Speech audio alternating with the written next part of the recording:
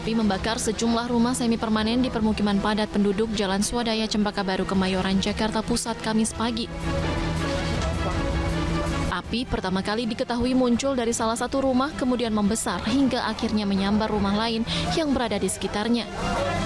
Banyaknya material yang mudah terbakar membuat api dengan cepat membakar material bangunan. Petugas terkendala memadamkan api karena lokasi kebakaran berada di permukiman padat. Api berhasil dilumpuhkan setelah petugas menerjunkan 13 mobil pemadam kebakaran. Sementara warga berusaha menyelamatkan barang berharganya. Namun demikian warga belum mengetahui penyebab kebakaran ini. Akibat kebakaran ini, puluhan kepala keluarga harus kehilangan tempat tinggal. Adapun kerugian ditaksir mencapai ratusan juta rupiah. Asap hitam langsung bakar. Nggak ada satupun yang bisa jasa Ada berapa rumah? kurang lebih rata-rata triplek ya, kena semua pasti. Kurang lebih 5 apa 6 gitu, nggak tahu, saya belum tahu. Kampung apa ini, Pak? Kampung Gunung Guru, Ciburia. Kobaran api juga membakar sebuah gudang penyimpanan kasur busa di Kampung Neglasari, Sukabumi, Jawa Barat, Kamis pagi. Banyaknya material mudah terbakar membuat api cepat menjalar. Api juga membakar atap rumah warga di sebelah gudang. 3 mobil pemadam kebakaran diterjunkan untuk memadamkan api. Dalam waktu 1 jam, api berhasil dipadamkan. Diduga kebakaran terjadi akibat korsleting listrik. Yang terbakar itu kejadiannya akibat korsleting listrik. Oke, terus ada korban atau penanganan seperti apa? Alhamdulillah untuk korban nggak ada. Tidak ada korban jiwa dalam peristiwa ini, namun kerugian ditaksir mencapai ratusan juta rupiah.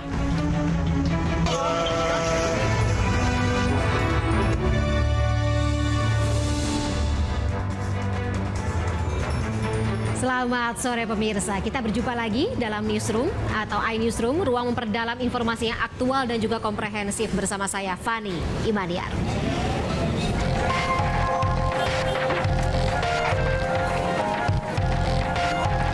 Ratusan warga di 7 kelurahan Kecamatan Durensawit, Jakarta Timur harus terlebih dahulu antre sebelum mendapatkan bantuan langsung tunai BBM di Gedung Karang Taruna, Kelurahan Pondok Kelapa. Sebelumnya, warga diminta membawa kartu tanda penduduk dan mengisi data. Masing-masing warga mendapat BLT sebesar Rp300.000. Bantuan ini dinilai sangat membantu meringankan beban warga di tengah meroketnya harga BBM. Sangat senang sekali Pak, bisa membantu buat beli kebutuhan beras, beli bahan pokok, beras, minyak. Saya membayarkan di 7 kelurahan sebanyak 771 KPR. Untuk total uang yang dibagikan hari ini berapa banyak, Pak? Sudah dikali 300.000 saja. Berarti ini ada yang itu 7 kelurahan ya? Ya. 700 ya. Ada kendala nggak? Sampai saat ini alhamdulillah dibantu teman-teman dinas sosial dan pihak dari kelurahan. Meski mendapatkan bantuan pemerintah, warga berharap harga BBM kembali normal karena berimbas pada kebutuhan pokok lainnya. Sementara itu pemirsa, puluhan warga Papua yang mengatasnamakan Front Rakyat dan IMAPA Jakarta berdemonstrasi di gedung KPK Jakarta Selatan dan pendemo meminta KPK untuk menghentikan penyidikan kasus korupsi atau kasus dugaan korupsi yang menyeret nama Gubernur Papua Lukas NMB. Masa dari Front Rakyat dan IMAPA Jakarta menuntut agar KPK menghentikan penyidikan kasus dugaan korupsi yang menyeret nama Gubernur Papua Lukas NMB. Masa juga meminta lembaga anti rasuah pemirsa untuk menghentikan penyidikan terhadap Lukas NMB. Sebelumnya KPK menetapkan Gubernur Papua Lukas NMB sebagai tersangka kasus dugaan gratifikasi senilai 1 miliar rupiah.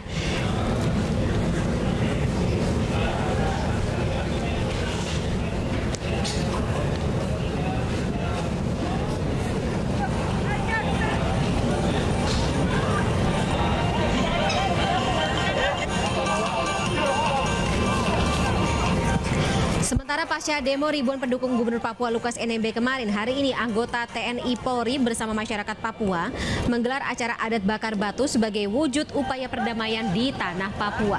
Acara adat bakar batu ini diinisiasi Kodam 17 Cendrawasih dan digelar di Kompleks Warga Pegunungan Tengah Papua di Abepura, Kota Jayapura. Sekitar 10 ekor babi termasuk puluhan ekor ayam dari Korem 162 Praja Wirayakti dan Kapolres Jayapura dipotong untuk acara ini. Pangdam 17 Cendrawasih Maijen TNI Saleh Mustafa mengatakan persoalan hukum biarlah diselesaikan oleh penegak hukum yang telah mengurusi hal itu, tapi masyarakat tidak boleh terpecah belah dan dijadikan korban. Dalam rangka mensyukuri, yang pertama kita mensyukuri situasi damai di Jayapura ini. Kemarin sudah ada pelaksanaan demo yang berlangsung dengan sangat baik, ya, sangat tertib. Semuanya itu adalah nilai-nilai yang harus dikembangkan di tanah Papua ini. Ya. Walaupun kita berbeda pandangan, berbeda pendapat, tapi kalau kita semua laksanakan dengan hal-hal yang baik kemarin, kita akan tercipta kedamaian. Sebelumnya kediaman pribadi Gubernur Papua Lukas NMB dijaga ketat oleh ratusan warga pasca ditetapkan sebagai tersangka oleh KPK. Masa berjaga di kediaman Lukas NMB di Koya Tengah, Distrik Muara Tami, Kota Jayapura, Papua. Bahkan masa melarang orang nomor 1 di Papua ini keluar rumah karena khawatir akan ditangkap oleh KPK. Pengamanan yang dilakukan masa pendukung Lukas NMB menurut juru bicara Gubernur Papua ini tanpa ada pengerahan dan mereka juga sudah diminta kembali ke rumah masing-masing. Tapi para pendukung Lukas NMB pun tetap bertahan.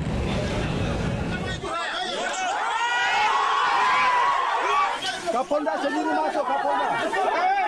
Sendiri masuk, beliau sendiri masuk.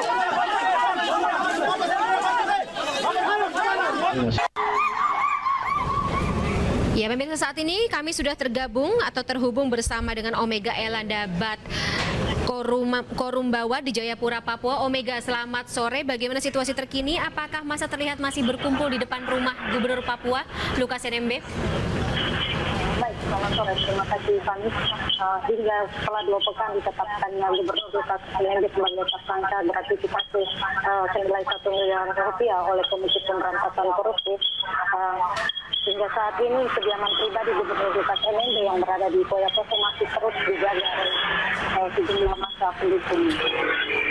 Walaupun saat ini gelombang massa sedikit demi sedikit telah meninggalkan kediaman pribadinya, namun masih terlihat sangat ketat penjagaan massa aktif yang Lukas NMB dengan senjata tradisional.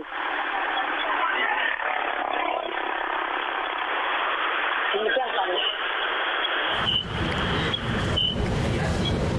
Baik, Omega, apakah ada pengamanan atau katakanlah berapa personal pengamanan yang mungkin diturunkan di sekitar rumah Gubernur Papua?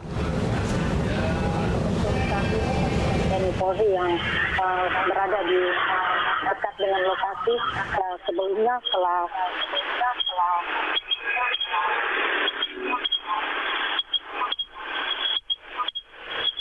apakah sudah atau masih mendengar suara saya? Omega, apakah suara saya cukup terdengar jelas? Baik, tampaknya kami mengalami gangguan sambungan telepon atau Skype bersama dengan Omega Elanda Bat Korumbawa di Jayapura, Papua. Tapi kami masih akan memantau bagaimana situasi terkini di sekitar rumah Gubernur Papua Lukas NMB pasca ditetapkan sebagai tersangka oleh KPK dalam kasus dugaan gratifikasi dan juga tindak pidana pencucian uang. Kita bergeser ke informasi selanjutnya, pemirsa. Berkas perkara Ferdi Sambo saat ini sudah di tangan Kejaksaan Agung atau Kejagung, tapi Kejaksaan Agung membuka opsi menggabungkan 2 perkara Sambo, tapi opsi tersebut juga dikhawatirkan akan meringankan hukuman Ferdi Sambo.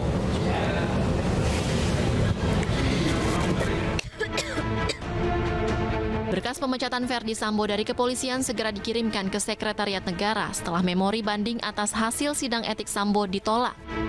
Sementara itu, Kejaksaan Agung menyatakan pihaknya membuka kemungkinan untuk menyatukan 2 berkas perkara Sambo, yaitu pembunuhan berencana Brigadir Joshua dan kasus menghalangi penegakan hukum atau obstruction of justice. Namun pakar hukum pidana dari Universitas Islam Indonesia, Muzakir, menilai langkah penggabungan perkara itu kurang tepat. Dikhawatirkan penyatuan berkas menjadi celah bagi Ferdi Sambo untuk meringankan hukumannya.